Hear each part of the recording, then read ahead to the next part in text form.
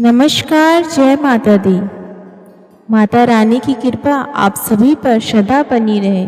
इसी के साथ आज का वीडियो प्रारंभ करते हैं। आज मैं सुनाने जा रही हूँ माता दुर्गा की एक कहानी जिसका शीर्षक है गरीब की दुर्गा भक्ति। एक छोटे से गांव में सुधा नाम की एक विधवा महिला अपनी बेटी तारा के साथ रहती थी। सुधा की जिंदगी कठिनाइयों से भरी थी क्योंकि कुछ समय पहले ही उसके पति का निधन हो गया था। अब उसे अकेले ही अपनी बेटी का पालन पोषण करना था। गांव में उसकी स्थिति कमजोर थी लेकिन उसके हौसले में कमी नहीं आई। वह गांव में झाड़ू लगाने का काम करती थी और साथ ही दुर्गा मंदिर के बाहर भी सफाई करती थी। उसके पास बहुत कम पैसे थे लेकिन उसकी भक्ति और माता दुर्गा के प्रति अटूट विश्वास ने उसे हमेशा मजबूत बनाए रखा। जैसे जैसे नवरात्र का पर्व नजदीक आ रहा था, सुधा ने ठान लिया कि इस बार वह देवी माँ की पूजा जरूर करेगी। उसने मन में सोचा, इस बार नवरात्र में मैं 9 व्रत रखूंगी और पूरे श्रद्धा भाव से माता की पूजा करूंगी। सुधा ने अपनी बेटी तारा से कहा, तारा, इस बार हम नवरात्र का त्यौहार पूरे धूमधाम से मनाएंगे। मैं कुछ पैसे इकट्ठा करूंगी और पूजा का सामान खरीदूंगी।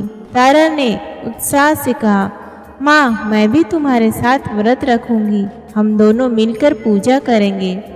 सुधा ने अपने काम से थोड़े पैसे इकट्ठा किए और पूजा के लिए आवश्यक सामान खरीदने की तैयारी करने लगी। उसने सोचा, नवरात्र का पर्व कठिन है लेकिन इस बार मैं माता की कृपा से इसे पूरा करूंगी।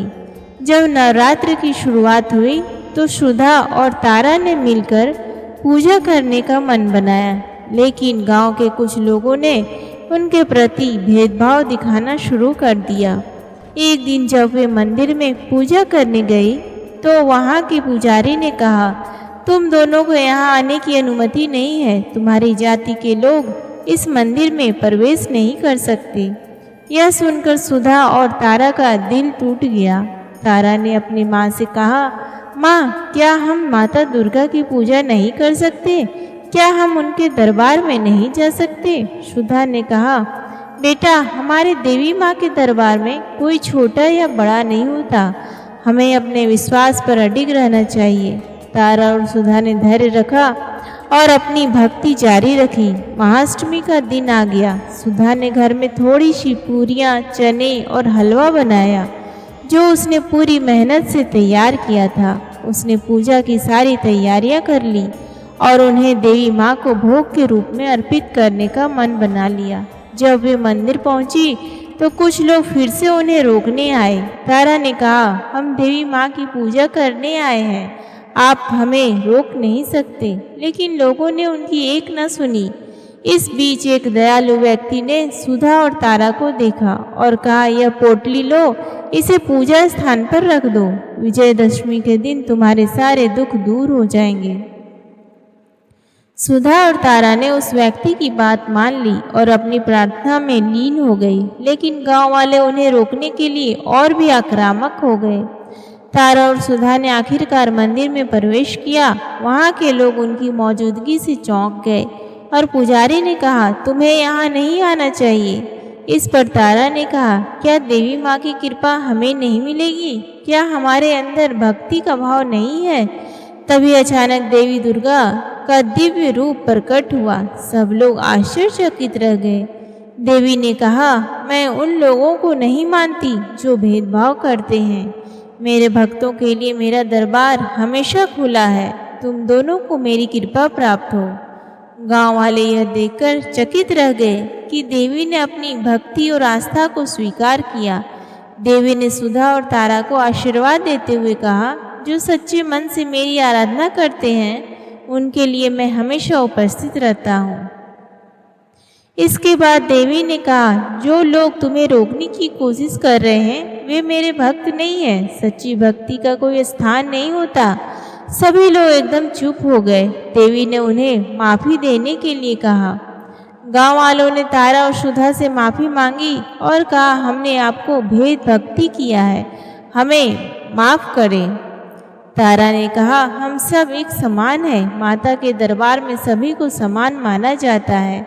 सुधा ने अपनी पोटली खोली जिसमें देवी माँ के आशीर्वाद से बहुत सारे हीरे और जवाहरात निकले।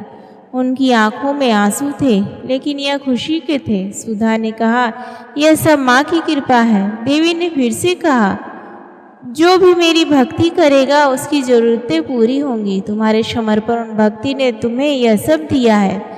सभी गांव वाले अब सुधा और तारा की तरफ श्रद्धा से देखने लगी। उन्होंने सीखा कि भक्ति और आस्था का कोई स्थान नहीं होता और देवी माँ के दरबार में सब समान है। सच्ची भक्ति और आस्था से हम किसी भी कठिनाई का सामना कर सकते हैं। देवी माँ की कृपा हमेशा उन पर होती है जो सच्चे मन से उनकी आराधना करते हैं। सुधा और तारा की कहानी हमें यह याद दिलाती है कि कठिनाइयों के बावजूद यदि हम अपने विश्वास को मजबूत रखें तो कोई भी बाधा हमें हमारे लक्ष्य से नहीं हटा सकती। भक्ति और प्रेम से भरी यह कहानी हमें एकता और समानता का संदेश देती है, जो कि आज के समाज में अत्यंत आवश्यक है। इस प्रकार एक गरीब विधवा और उसकी बेटी ने न केवल देवी माँ की कृपा प्राप्त की, बल्कि उन्होंने गांव वालों को भी यह सिखाया कि सच्ची भक्ति का कोई मोल नहीं होता है। प्रेम से बोलिए जय माता दी। धन्यवाद।